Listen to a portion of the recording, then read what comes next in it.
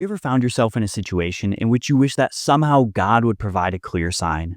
Hi, my name is Kirk Miller with Logos Bible Study Platform, and that's exactly what we have in today's passage, Isaiah 7:14. Therefore the Lord himself will give you a sign. Behold, the virgin shall conceive and bear a son, and shall call his name Immanuel, literally, God with us.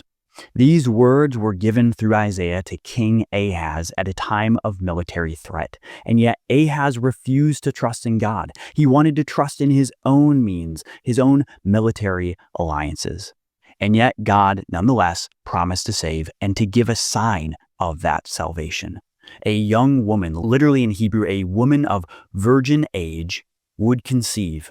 And before that child was even old enough to know the difference between right and wrong, God would have undone that threat. Immanuel. God would be with them. And as you may know, Matthew in his gospel takes this passage and shows us that it ultimately applies to Jesus. Jesus himself is God's ultimate sign of God's intent to save. Jesus is literally born of a virgin and literally Immanuel, God become flesh to dwell among us. You see, Ahaz needed God's intervention to save. And likewise, in our sin, we are hopeless unless God intervenes to save us.